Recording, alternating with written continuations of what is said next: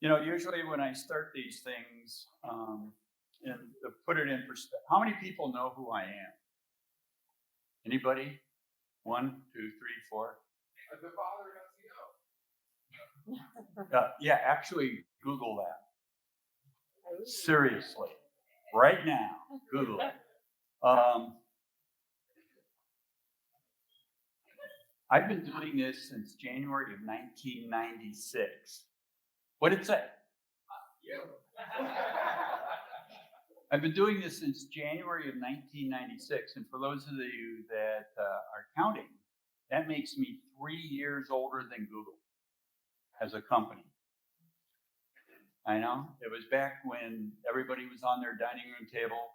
Does anybody remember back then in 96? That's when Al Gore invented the internet, right? For those of you who are keeping track of that. Hey, Bruce, I don't have your stature, but I was slinging banner ads in '95 when I was right out of college, and people were like, "What the hell are you doing? What is this shit? What are you talking about?" Right? Yeah, the internet. Everybody remembers the sound of a modem? Yeah, that was the internet back then. Well, there's your audio branding that the last guy was talking about, right? When you hear that modem screeching sound. Yeah. That's back when we were all doing that.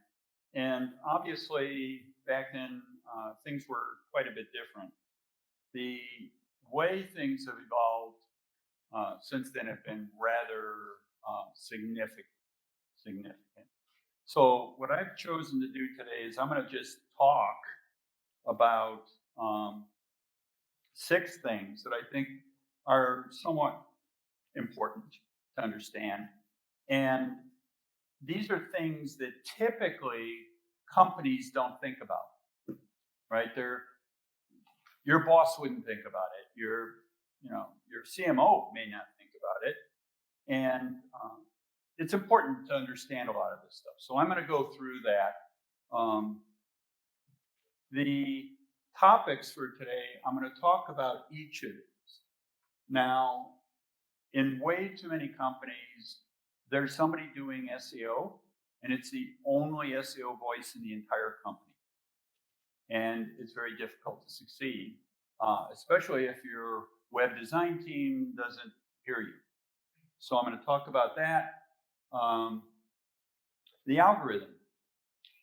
Back in the beginning, Google had an algorithm. It had 128 variables in the database. It would spider your site, put it in the database. They ran an algorithm on it. It was pretty consistent, regardless of the type of query. Now, there's 300 different variables. By the way, Bing indicates that there's over 500 in the Bing algorithm. But Google indicated 300. With 300 different variables, that's enough to cause you to be concerned. Google claimed that last year they changed the algorithm 5,000 times. 5,000 times. Divided by, let's say, 250 work days. Folks, that's 20 a day. 8 of them count. The rest were fixing the mistakes they made the day before. But that's a lot of changes.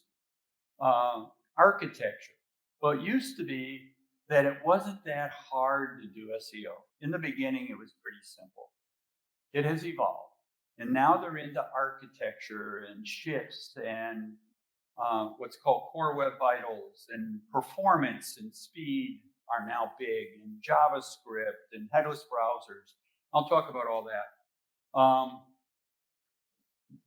Usually, by the way, this is a big item. It's not the job of SEO to make a pig fly. Write it down. If your website is a pig, you're not going to make it fly. It's just that simple. You can dress it up, put wings on it, push it off a cliff, it gets messy. Cheap SEO is a problem.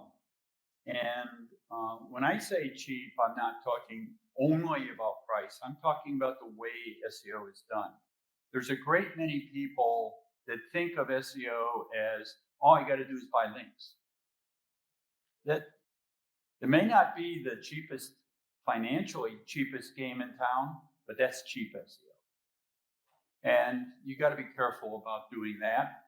And when is SEO done? Just was talking to Wendy right there in the back, and she mentioned that SEO is very much like COVID. It's never going to end, right? You're going to need to do SEO for the rest of your life. SEO is done when Google stops changing things and all your competitors have died, right? Until then, we're dealing with a changing environment. Google's changing the algorithm. Your competition is changing their websites. And just to put it real fast in perspective, you do a query, you get 1 million results. One. Most of them are now 5 to 10 million results. 1 million results. If each of them changed their website one time a year, that's 30,000 of them changing every day. Do the math. So what we're dealing with is one of the world's biggest moving targets. And the thing that makes it worse is every time Google changes something, they may change it back. So there's like a whiplash effect that goes into this. So I'm going to talk about these as part of the presentation today. Now, all my slides are so that you can read them. Has anybody noticed that a lot of the slides today you couldn't read? Little bitty print, little tiny print. You should be able to read these, and when you get access to the videos, you should be able to do that. These are actually wall posters. I made them up so that they can be as big as you want them. So I had a client, and we do a lot of projects. My company, I'll just describe it quickly. I have 3 major areas. I have training. I own a clever name, right? I own SEOtraining.com. You would think that would be a good name for an SEO training site, but it's a membership site. So you can take the training and then take it again and again and again and again. Every month I have Q&A. Every month I get into things, right? A big part of the training component, and it is very valuable, is that I want organizations to understand what SEO is. This isn't a take it once. It's not a once and done type thing. And so it's important to me that our clients understand it. Everybody who becomes a client gets to take it. It's part of actually, I have it written into the contract that they have to take it, believe it or not. So we provide training. We provide our own proprietary tools. Our tools are power tools.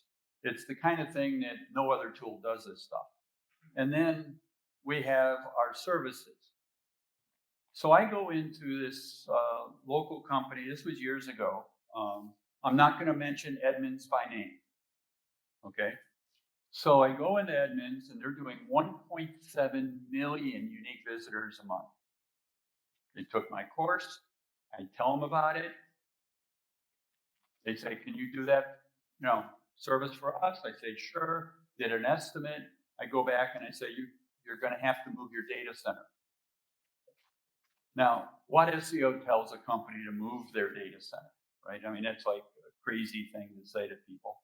You're going to have to upgrade your data center because otherwise you're going to have a near-death experience because I'm going to generate that much traffic. And they said, "Sure." And then they had me present to the president. And then I presented to the president. They said, "Sure." Had to present to the board. The board decided they were buying into SEO. Now, this is the board of Edmunds. And they were doing well. 1.7, they were making money. Everybody was happy. I went in, presented, they bought in. The chairman of the board had a company presentation, where they get the whole company together in this great big room, and said, "You're either on board for SEO or go get another job." Quite a statement. Now, what did they get for it? 32 hours after all our work went live, they went from 1.7 million uniques a month to 16.4 million uniques a month in 32 hours. They would have had a near-death experience. But it was because the whole organization did what needed to be done to get there. And if you're the lone voice, this is going to be like pulling teeth. You have to have people willing to participate. Now, it's difficult to get, even at a training level, it's difficult to get the top executives to buy into some of this stuff. So if you do a Google search for executive SEO training, Bruce Clay, there's a 1-hour video. It's free. It's an overview to SEO for executives. So I've really designed it for people to know that SEO is a good thing, to not be afraid of SEO, and to not think that you can avoid it. SEO is a competitive tool, right? It's necessary if you're going to be digital. And so we've got that free video out there for folks. But anyhow, you have to get the organization to start thinking SEO. And a big part of that is if I'm the SEO guy. If I'm not in a meeting, I want somebody in that meeting to be thinking SEO. Just because I'm not there doesn't mean it doesn't exist. You have to get the organization to start thinking about the consequence of making a change that's going to burn you. So that's what that's like. Now, from the competition point of view, most people believe that I am here to beat the competitors, right? I got it. Am I here to beat the algorithm? Well, let's discuss the algorithm a little bit. Google changes the algorithm 8 to 20 times a day based upon what they break. And that's a lot of changes. Now, some of it is specific to an industry. Some of it might be just e-commerce, not informational. There's a lot of things going on. Google just did a core update. A lot of stuff changed. They have new technology. They have something called MUM, which is a multi-directional AI tool of their own.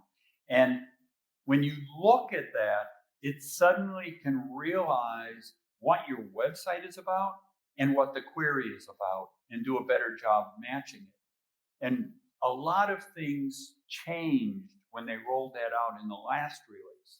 And sites that didn't rank suddenly ranked, and sites that used to rank lost it. And that is a reasonably specific problem for most companies. And the answer was, it isn't that you did anything wrong.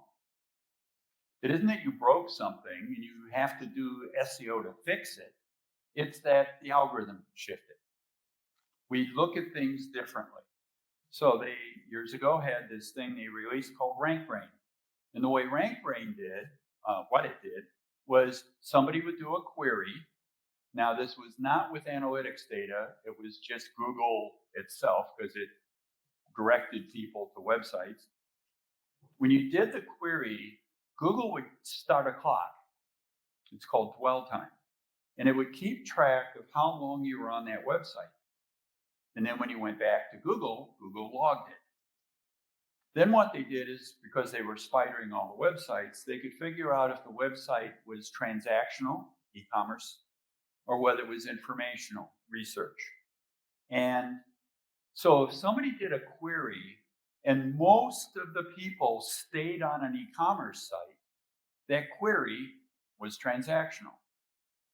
If people stayed on an information site, that query was informational. Pretty straightforward. You just see where people spend their time. The problem with that is it turns out that it isn't binary. There's degrees of transactional or informational. And as a result, think about this. How many people here have some keywords in pay-per-click or something that they want to rank for. That should be all of you, right? How many do you have? 100, 200, 500? Every single keyword has its own algorithm. Think about that. For instance, if it's transactional, the title might be important. If it's informational, the body might be important. And if it's a shade of gray in the middle, you're dealing with that many algorithms. Every keyword is an SEO project. They're dealing with different competitors. They're different intents. They're dealing with, I'll tell you how bad it can get. Sometimes we have found that a keyword result is different based upon time of day and location. All right? Here's an example. You do a search, I'll pick this one. You do a search for drug rehab. What Google's going to give you is drug rehab information. Hospitals, success rates, government reports, all this information about drug rehab.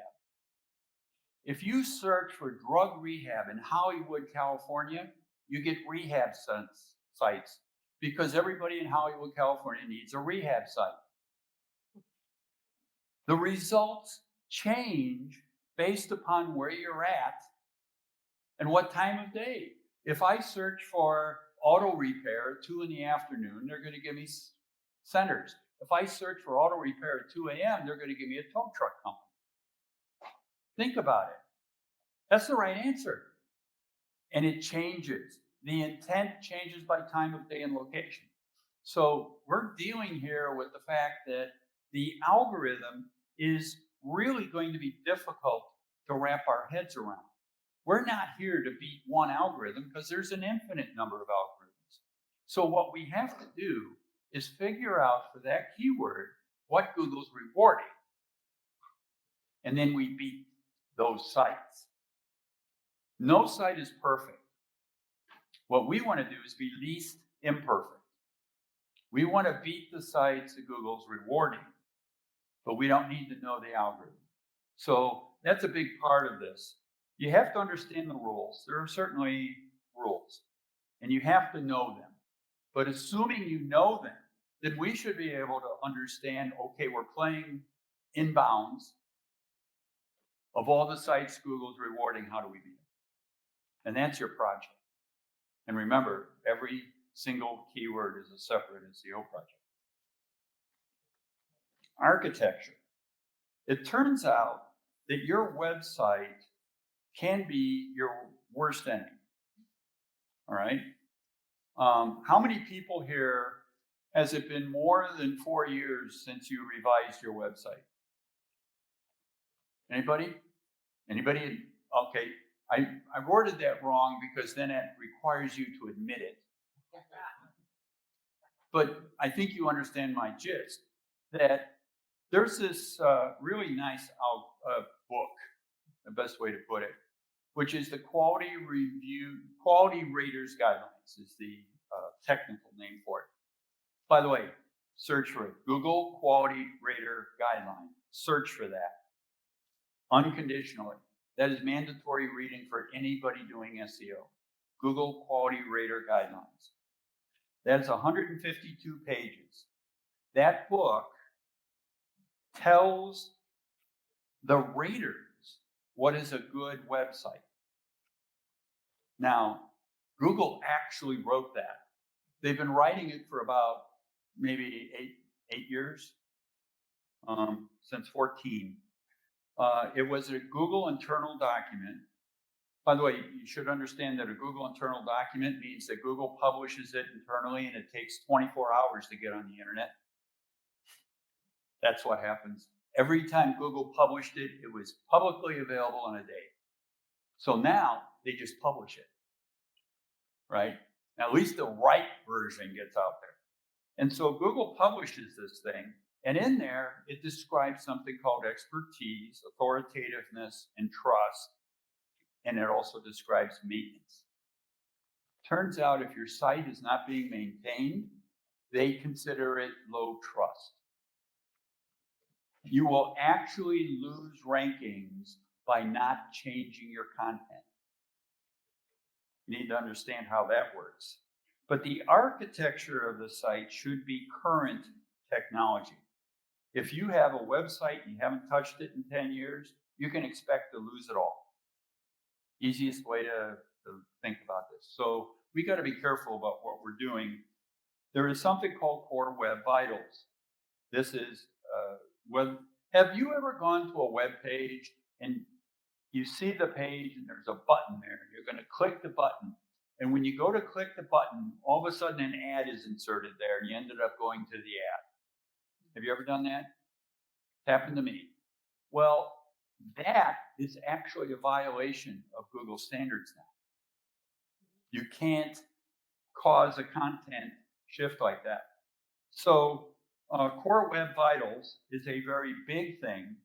Turns out that Google says, well, it isn't as big as you would think because only 15% of the websites have been working and making it better. Folks, they're right. Only 15% have worked on it to make it better. It just happens to be that's the 15% at the top of the search results. Does that make any difference to you? Let me make sure I've got this right. All the people winning search results worked on it. What should I do? Be last among equals, or should I work on it? And that is purely an architectural thing. Do I do my JavaScript? Do I have CSS that's not being used? Am I dynamically loading my fonts? A lot of architectural stuff is now creeping into what it takes to rank, and we just have to be part of it. Content. Folks, quality score of your website is part of whether you're an expert, authoritative, and trusted. And it is a site-wide number. You could have a great page, but if you have a whole bunch of junk, too bad. It's going to drag you down. And we have to pay attention to that. At the end, I'll talk about content a lot more, but I'm going to talk only that there is something called siloing. It's referred to as an SEO silo. And it has to do with an architectural change having to do with hierarchy and the ability to concentrate content around a theme that matches what people are searching for. It's SEO silos. Do a search for it. And think about it, because, if I had a car site and it was sedans and sports cars and SUVs, and, they were categorized in that way, Ford would be everywhere.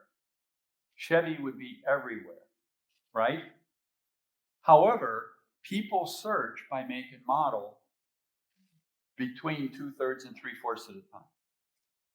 So what you should do is you should organize it by Ford, Chevy, Dodge, not by sedan, sports car. And that's what we did to Edmunds. We spun their entire navigation scheme and siloed it. And all of a sudden it ranks for everything. And it was an expert, because what we were able to do is get all the Ford information in one spot and link between it.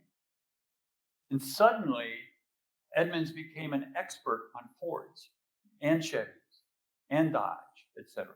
So the architecture has a whole lot to do with the content and the way the content can be viewed as an expertise of the website. I don't need to say much about this, but I can tell you that the concept of a pig is very often, we can go to any website and we can tell if it's a terrible website, right? If you look at websites that link to yours, there's a high probability that you hate most of them. That you don't even like the sites that link to you, let alone perhaps your own site. That's something we have to pay a lot of attention to. Now, so what is it that makes it a pig? Well, I mentioned the quality rater guidelines. In there, it's 150 pages. On 40 some of those pages, Google talks about the maintenance of your website. And that if the site does not look like it's current technology, or it's been maintained, or the blog posts are 5 years old, or, it actually says that if you are not maintaining your website, give it a low score. This is a Google document. They're telling us how to rank in the search engines. And they're telling us it's going to be a low score because you're not maintaining your website. That's more the classification of a pig. Now, there's lots of other things that you can do to make your site terrible. There's subtle things like typographical errors, grammar errors, things like that. You can have way too many 404 pages. By the way, this is Google speak. You should be aware Google has its own language. And based on who you talk to at Google, you're going to get a different answer. For instance, Google will tell you that they don't care if you have 404 errors, page not found. If you have a lot of 404s, they don't really care about that because it's a signal that after a while, and by the way, not the first time they see it, they have to actually see it 404 multiple times, then they will remove it from the index. So Google doesn't care. If you talk to somebody else, they say 404 errors are a sign of a low quality, poorly maintained website. Google doesn't care if you have a poorly maintained website. If you used to be in the top 10 and suddenly you're not, does Google miss you? I mean, like, seriously, they think they've got a million good sites here. They don't care if you're not there. And Google's going to say, we don't care if you have 404s. It doesn't matter. However, to that other team at Google, it matters quite a bit. So you're going to have to pay attention. We have many case studies, and one of them is you had a website, you had a blog post. Good example, all of you should probably be able to reproduce this, replicate it. So we used to be number one. Over the course of a year, it drops and it goes down to number 5. Many people have already proven this. If what you do is take that very same post and just refresh it, reword a couple sentences, re-edit it, put a date on it, and republish it, and that's all you do, 5% of the effort, it will go back up towards number 1 or 2. And we've done it over and over and over again. It makes a lot of sense because Google is seeing you maintain your content. So I have a project to just take most of the content on my website. And my bruceclay.com site has thousands of entries, lots of blog posts. I'm going to refresh them all. Now, I rank well for a lot of terms, but I'm going to refresh them all anyhow. Cheap SEO is a near-death experience. And understand, I mentioned it earlier, cheap isn't only price, right? Now, one of the jokes I like is where this person goes up to a vending machine and it says, good advice, 50 cents, bad advice, 25 cents. And the caption is decisions, right? That is what cheap SEO is. Am I going to be able to outperform my competition getting advice from somebody that doesn't know what they're doing? Now, I have a pet peeve on this one, so I'll tell you. There are major companies. I know of a company that has hundreds of employees doing SEO. That's their focus, hundreds. Part content, part SEO, well known to everybody. And what they do is they hire new college graduates They run them through a training program of about 6 months. And when you graduate from their training program, your job title is Advanced SEO, Senior SEO, SEO Manager, something like that. Folks, that doesn't make you an expert. It's an arbitrary title to fool customers. And that isn't really, I don't think, fair. I think it's a scam of some sort. But people are doing it. What you have to do is look at the people that you are dealing with. Now, I'll pat myself on the back. 5 years ago, I got all sorts of prospects because I speak at all these conferences. And they would come up to me and they would tell me that they are absolutely tired because they have 10 years experience. They're hiring an SEO agency and training the SEO agency on how to do SEO. Right? They know more than their agencies. So I shifted. None of my SEOs have less than 10 years experience. Period. $20,000. None have less than 10. I'm actually averaging about 15, a little over 15 right now. Same for pay-per-click. I went to a company where my company is all experts because that's my name's on the door. I have to kind of do it, but the demand is there. So when you go looking, if you're going to use an agency or you're going to use a consultant, what you want to do is not get baffled by the title. Don't let anybody, fool you.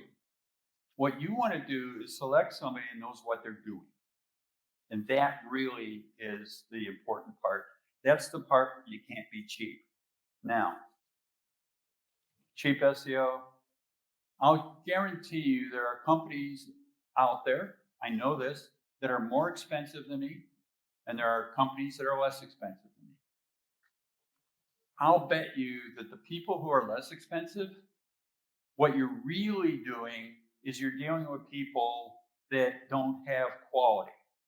Because you see, there's quality, there's speed, and there's price, top line. Quality, speed, and price. And you can't have all three. You can't have high quality, high speed, low price.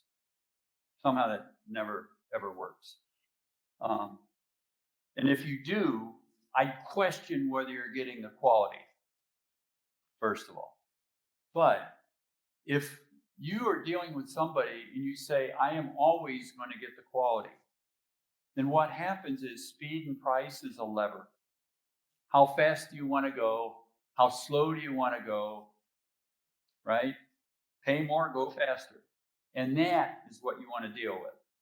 Cheap SEO, be careful, because you're going to see that a majority of the sites out there are capable of sacrificing quality, not speed, not price. So be careful. When is this happening? Never. As I mentioned earlier, it's right up there with COVID. It's never going away. We already know that, right? So what we have to do is we have to deal with the fact that this is not going to end. SEO is not a once and done scenario. It doesn't end. It keeps going. We're going to be fighting our way through it from now until, SEO doesn't matter. And I don't think that's going to happen anytime soon. We have to contend with all of it. So if I'm talking to a client in my case, or if I were in-house talking to my boss, we need to make sure people understand this. All 6 of those slides have a message for CMOs. All 6 of those slides are important to understand. If you want to beat your competitors with SEO, you have no choice but to pay attention to these kinds of things. You have to get the team on board. You have to get it all pulled together. You don't have a choice. This is your mission. Now, you can obviously hire an agency, or you can hire people. You can get senior staff. You can attack each and every one of them. You can make sure the whole team, the whole company is on board. Yeah, if you could do that, you'd have one heck of a team. And that's really the goal. And that's what I think that this is what you should be after. Now, technical stuff, sure. There's a lot of things that are technical. For instance, just getting your site spidered and in the index. I can tell you how it works. It'd take me over a half hour. It's really that complex. And most people just say spider comes. So, you gotta understand this stuff is pretty elaborate if you really know it. But that's really sort of where we're going and what we have to pay attention to. These are the things that I focus on when I'm dealing with my clients. Now, what I want to do, and by the way, I have a pretty firm belief that these slides and what I've said probably don't have a lot of questions. They're probably pretty straightforward. However, you're all here. At the end of the day, right? You're the ones that get the awards. You probably have questions about SEO in one way or another. Not necessarily what I presented, but just general SEO questions. And so what I'm going to do is I'm going to let everybody, if you wish, ask a question, and I will answer it. Pick a topic, any topic. If it's SEO, I'll answer it. Anybody?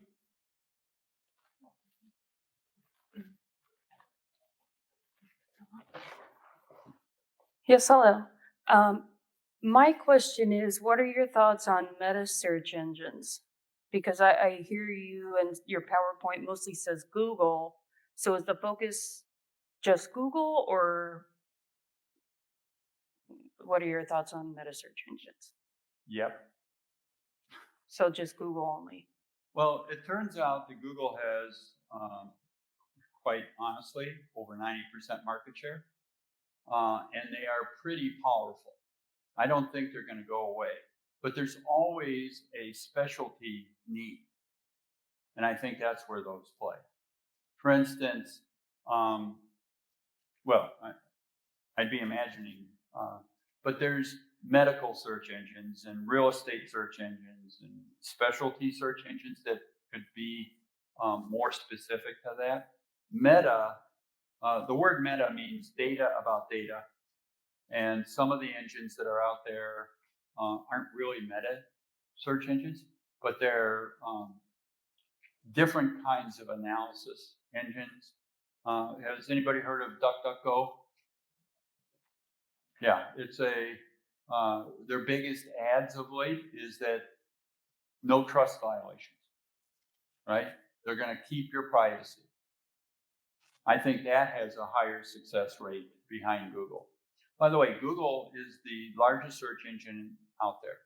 The second largest search engine is this thing called YouTube, right? Who owns YouTube? Yeah. And what do you think is going to happen to videos?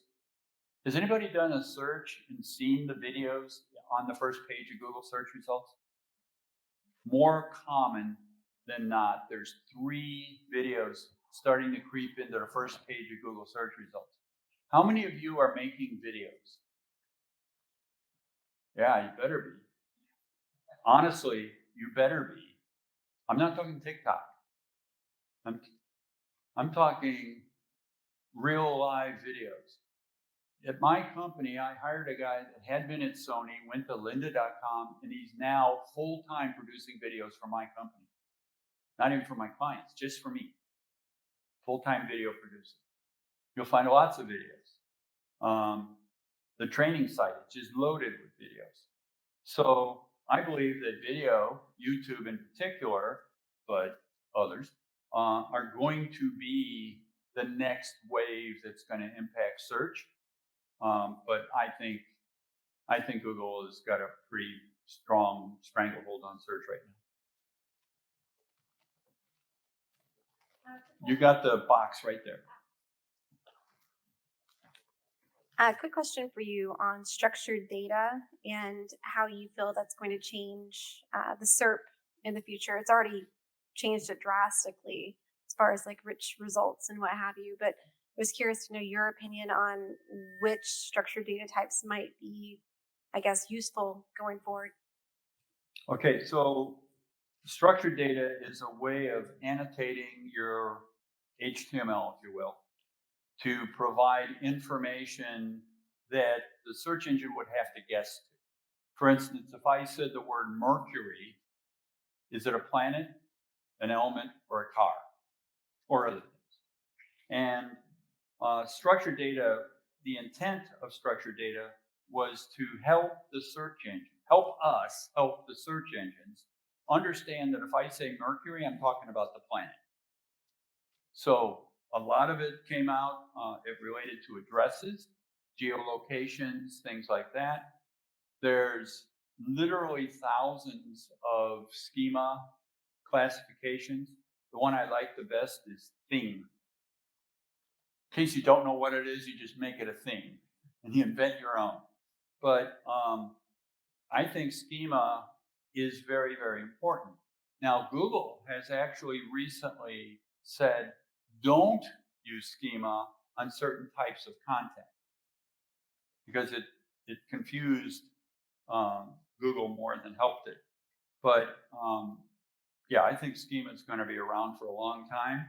The problem we have is that if we use a lot of schema, this is my view, if we use a lot of schema, we're helping Google understand. And when Google understands enough, they're going to put up answer boxes and they're going to answer the question. See, I believe that one of the long-term goals of Google is the Star Trek computer. Everybody know what I'm talking about? Where you just ask the computer and it gives you the answer and there's no result page, right? One question, one answer, you got it, and it's always right. And I think that Google would like to work towards that. And if they're successful, then schema is helping them. And I think until everybody does schema, there's an advantage to people doing it.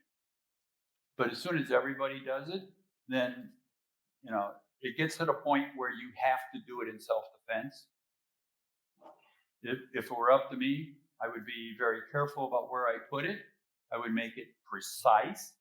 By the way, a lot of the tools out there are actually going to tell you if your schema is missing some content and things like that. I'd run it all and make sure my schema is as close as it can be. I'd absolutely, if I was a local business, make sure I had all of the schema in there. By the way, how many people here have breadcrumbs on their pages? You better have breadcrumbs, right? Of the people who have breadcrumbs, what is the first word, the first link in your breadcrumb? What's that anchor text? No, it would be the word home typically, right? Are you selling homes? Why would you link to your home page with the word home and a big link at the top of your page if that has nothing to do with your home page? Every page on your site should link to your home page. The first word in your breadcrumb should be the keyword appropriate to your home page. It'll move you a full 10 ranks. Trust me, I've done it. It changes your life. The first word in your breadcrumb should not be the word home. It should be a word appropriate to that home page. By the way, if you want to go to a home page on any website, where do you click? Nobody clicks on that word. So make it a keyword. It's going to change your life. Trust me, you do it right, it'll change your life. And there's schema for breadcrumbs. So I'd use that. Any other questions? Grab the box.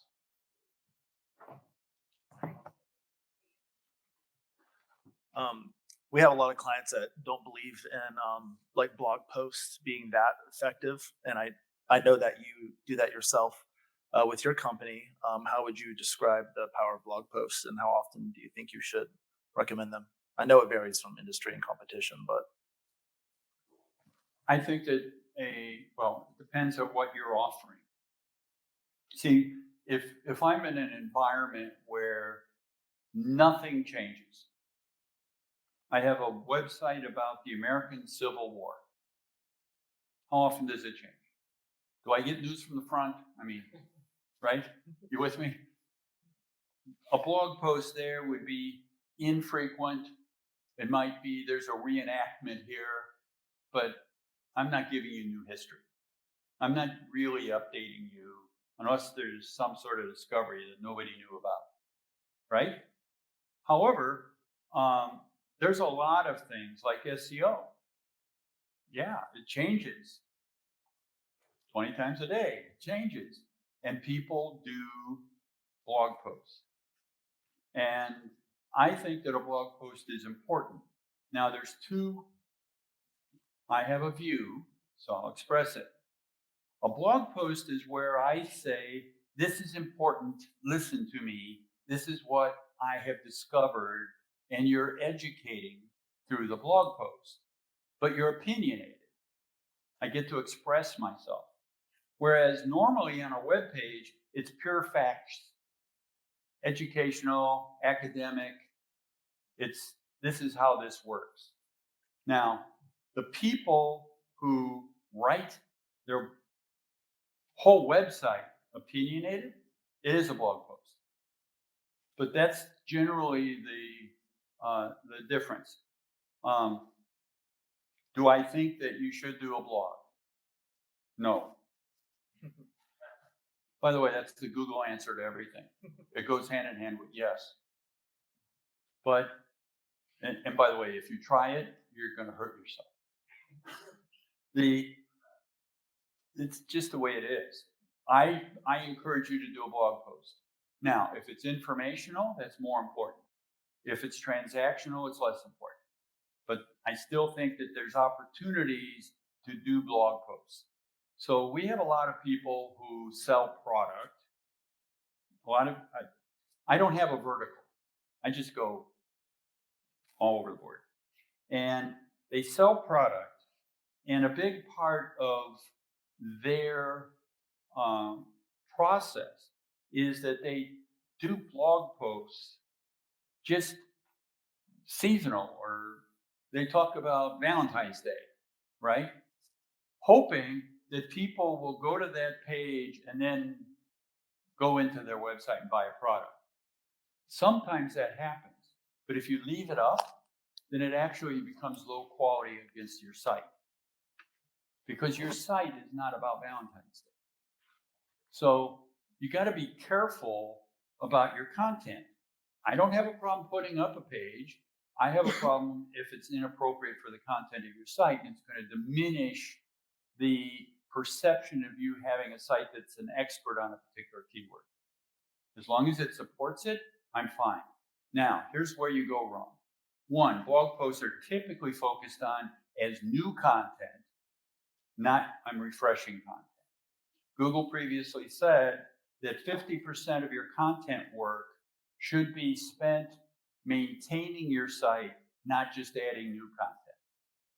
And a lot of bloggers only add new content. They don't refresh what's already there.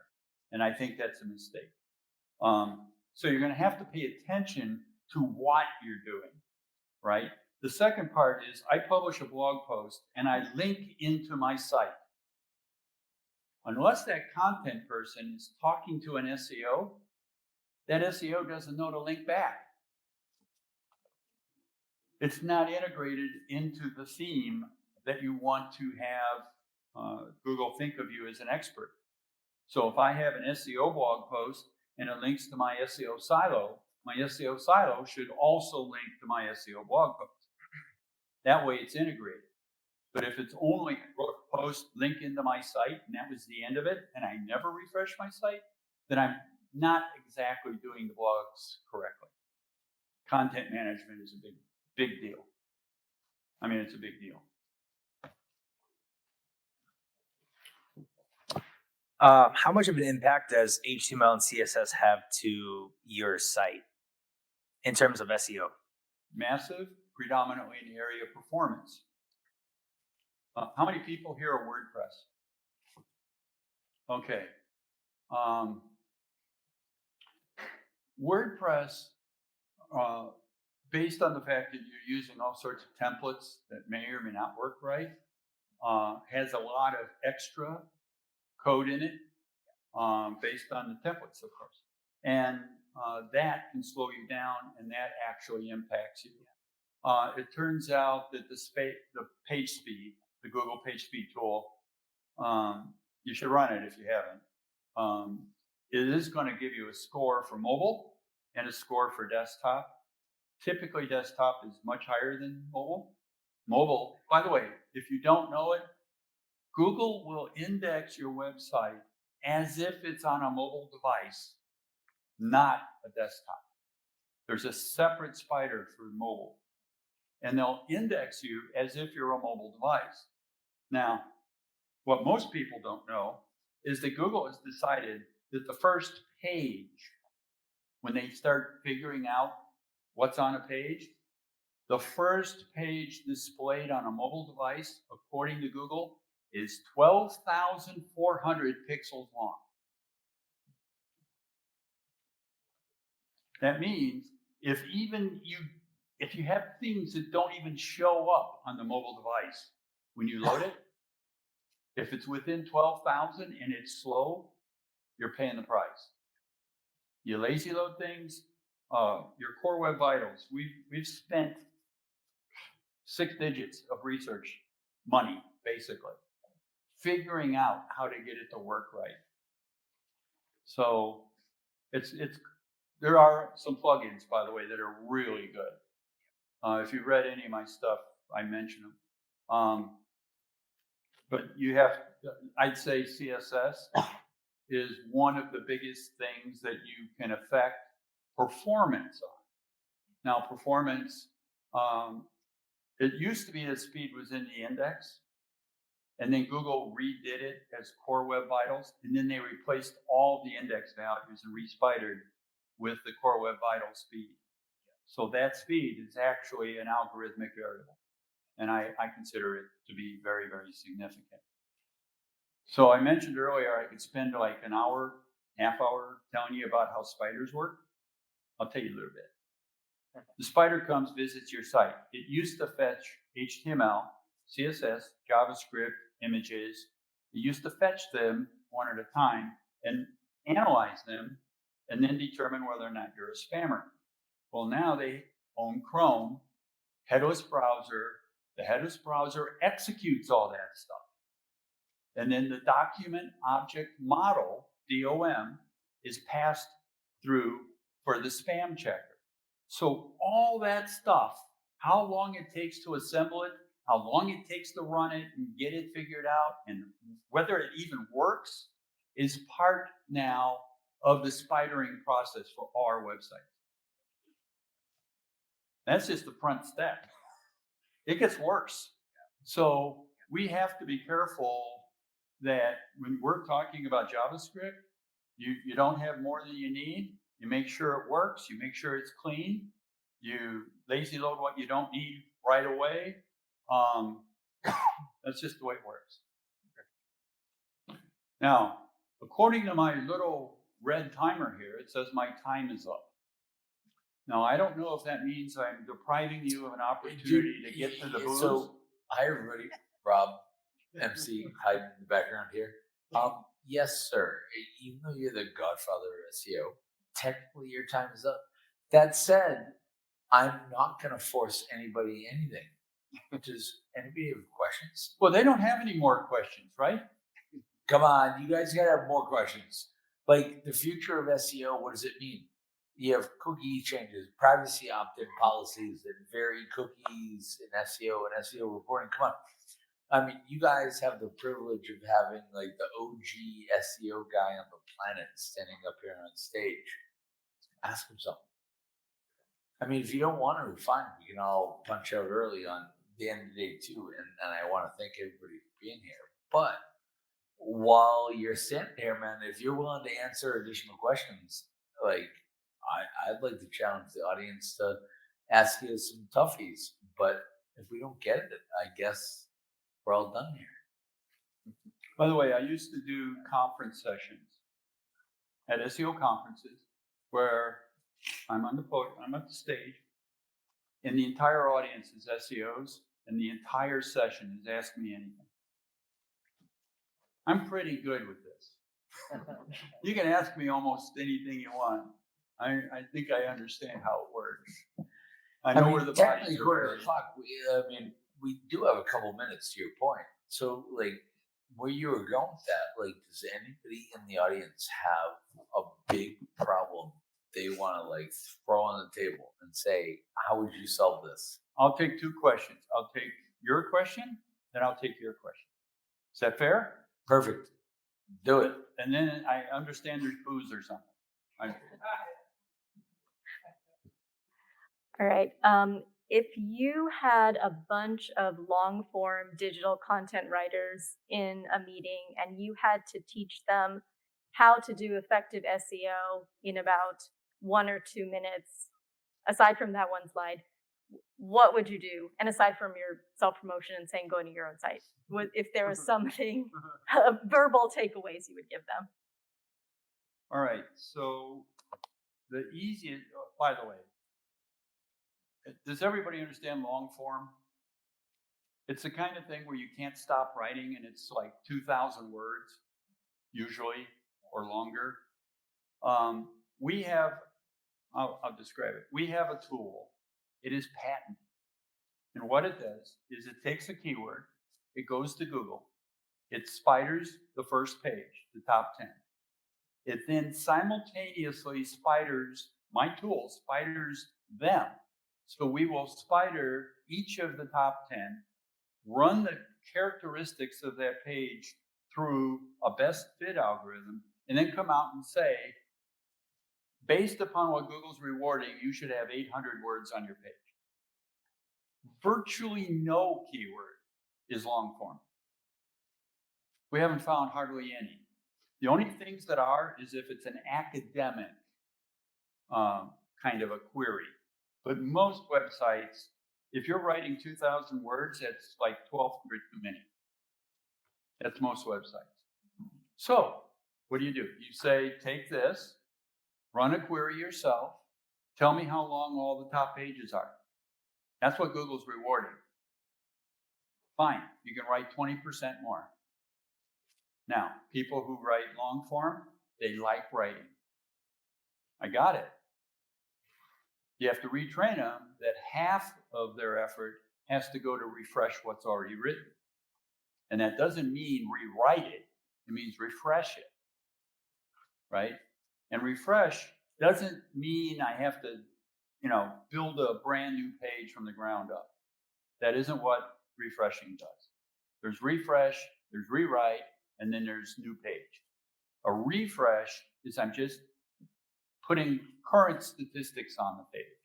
I'm correcting things that might not be timely. Like I'm quoting an article from 1900s. You have to refresh sometimes. But make sure they understand to do that. But people who just think long form is the only thing Google wants is wrong. We've seen it over and over and over again. It isn't really the right answer. How would I do it? Let them ask them. You just ask them questions like, really? So of the top 10, how many are over 1,000 words? Ask them. Now, if they're never going to get off of that bandwagon, then it's up to you to figure out if you need a personnel change. But usually people who write too much don't accomplish what they want to accomplish. No. Favorite tools, on page, off page, or even technical? I think you said you have your own tools, but what kinds do you prefer out there? All right, so we use all of the common, what I would call common tools. I have a massive $20,000 a year subscription to SEMrush. We don't use Moz. We don't use Ahrefs, but we can. I mean, we just don't, because they give you. By the way, you need to understand something about tools, and this is really specific. When you're doing things, right down to an audit, let's take an audit. When you do things at an audit level, when you run the tools, you push the button, you get the information, 99% of what they're giving you is how to repair something, right? How to generically improve a website because you're coloring outside of the lines or you're on the fringes. But it doesn't say in your industry for this keyword to better compete against the people that are ranking, you need to do this, because none of the tools know what your keywords industry and competition is. They don't go to that level. So understand that a tool is a repair mechanism, not a competitive mechanism. Fundamentally, that's what it is. And it's up to us to understand data. There's a difference between data and wisdom, right? And tools give us a lot of data. I've got a guy on my staff that just lives for data, right? But he knows what to do with the data. So a tool by itself isn't going to solve your problem. You just need to understand you're going to fix it, right? You're going to understand what it means. Most tools, when I walk up to a website and I kind of look at the lay of the land, sure, we'll look at tools. We'll just see what it's there. We'll see if, you can't even get spidered. I mean, that's a good example of a problem, right? And half the time, by the way, we have to write our own spiders because the spider doesn't do what we want it to do. They're a little bit generic. But it's like walking into a room full of smoking guns, right? There's so many things that could be wrong because they're picking on everything. And it's up to you to know which one is likely to be the cause. And that's where the wisdom comes in. And which tools? We subscribe to about 60 different tools. Long list. But so we Bruce, don't rely on a tool. So Bruce, I think we're running a little bit over. Does the audience want to keep asking questions and want to have some more time with Bruce? No. I gave them each one question, and that was the end of it. That's what I'm going to say. How do we want to manage this? Because this is the most engagement we've had probably in the entire 2 days. So it's amazing.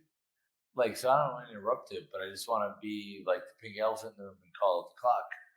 Well, whatever you want to do. You want to keep talking? Should we grab Bruce and take him to the cocktail reception and you guys can pounce and put more questions? Oh, that'd be Well, that'd be you know what? If we're going to do that and go pounce Bruce on cocktails, you guys got to give a hella shout out to Bruce right now for being the last presenter on the last friggin' day.